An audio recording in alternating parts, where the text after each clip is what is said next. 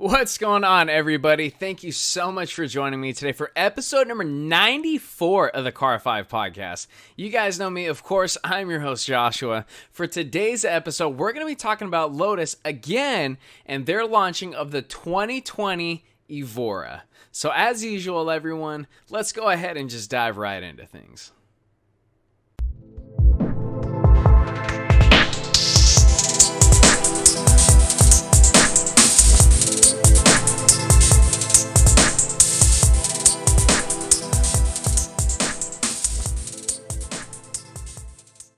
So everybody, Lotus is back in the game. They are kicking and moving, and they're just alive right now. After their recent unveiling of the Lotus Evija, which is their 1,973 horsepower electric hypercar, Lotus has also unveiled the brand new version of their Evora, the 2020. All the specs are out, the pictures of the car, everything is just moving for Lotus. I'm so happy for them. Now that they got the financial backing they needed, they're officially back into the game and have resumed with their production of vehicles. Like I said, we have all the specs and all the details, so let's go ahead and get right into things. We're going to go ahead and start off with performance factors for the 2020 Lotus Evora. It's going to be utilizing a supercharged 3.5 liter 6-cylinder engine, in which is going to produce 416 horsepower and 317 pound-feet of torque. Your 0 to 60 time is 3.8 seconds, while your top speed is 188 miles per hour. The cool thing about this is you can get this in either an 8-speed transmission automatic or a 6-speed manual transmission, which makes me smile because I'm a huge fan of manuals. I absolutely love them. And it makes me happy to know other people besides Porsche and Aston Martin are doing their best to try and keep the manual alive. Lotus is one of those companies. I'm just smiles for this company, all smiles. You have several different driving modes that are available, along with 4 ESP or traction control settings. You're going to have drive, sport, race, and the most interesting one is literally called off. So if you plan on taking your car on the track, and if you think you're a good enough driver, go ahead and turn that traction control off and to test your driving ability.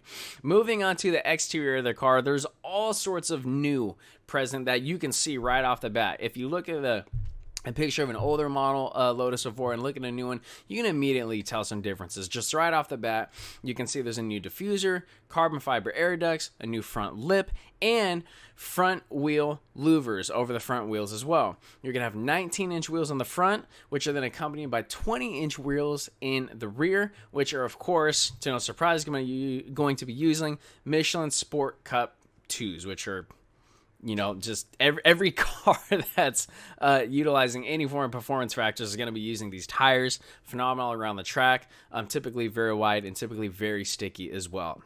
The car is also going to be using very lightweight eye-box springs. You're going to be having Bilstein dampers, AP Racing 4-piston calipers, and you're going to have cross and drilled ventilated front brakes, or all brakes around the Evora, as they are a standard feature on the car.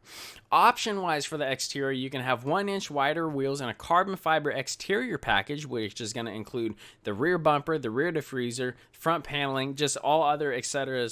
Parts around the exterior of the car. For an additional $10,000, you can basically have an exterior carbon fiber package as part of the car. Moving on to the interior, Alcantara is going to be throughout the entire car, in which this case leather is an option if you do want it. I've always felt Alcantara is a pretty cool option. I mean, you can practically get leather in any car nowadays. Go with something cool and unique. Go with Alcantara on this one. You're also going to have a 7-inch infotainment system, in which Android Auto and Apple CarPlay is going to be a standard feature, which is kind of becoming a standard thing in a lot of cars nowadays. I have a couple Mercedes-Benzes myself, and both of them have Apple CarPlay and Android Auto. I'm an Android person myself. Sorry, Apple people. I am an Android person. But yes, the 2020 Lotus Evora will be utilizing a smartphone integration package for Lotus for Apple CarPlay and or Android Auto. Starting price is $96,450, which is kind of a price for of what I've always considered Lotus to be go-karts. Great track cars. Of course, there's several different types of cars you can get for that price if you want to be technical, depending on where you live, living in California like myself. Let's just round it up and say 100 grand. You can get yourself a 2020 Lotus Evora, or you can get yourself a 2020 C63S AMG. What would you choose? I don't know. It depends on what you want it for.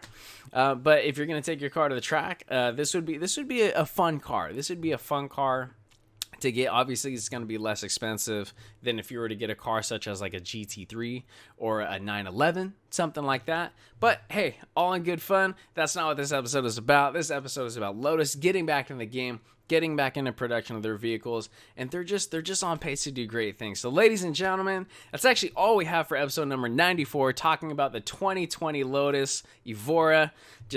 God, I sound like a broken record. I'm just so happy they're back in it. Don't forget to follow on Instagram, like on Facebook. If you guys are checking out the podcast for the very first time, thank you so much. Go ahead and head over to the YouTube channel, unless you're watching on YouTube already. Just browse the channel. If you see what you like, hit that subscribe button. If you don't mind, leave a like on this video as well. You guys know if you ever need anything from me, just shoot me an email, info@car5podcast.com. Don't forget also, if you guys are looking for your favorite shirt, jacket, accessory, anything you guys might want from your favorite car brand, check out the link in the description, www.tlog.com, which is your guys' go-to source for authentic brand merchandise from your favorite manufacturer. Last but not least, don't forget to tune in to episode number 95. We're going to be talking about the SSC Tuatara, another American hypercar. Thank you so much, everyone, for tuning in. Please remember to drive safe and have a fantastic evening. Thank you.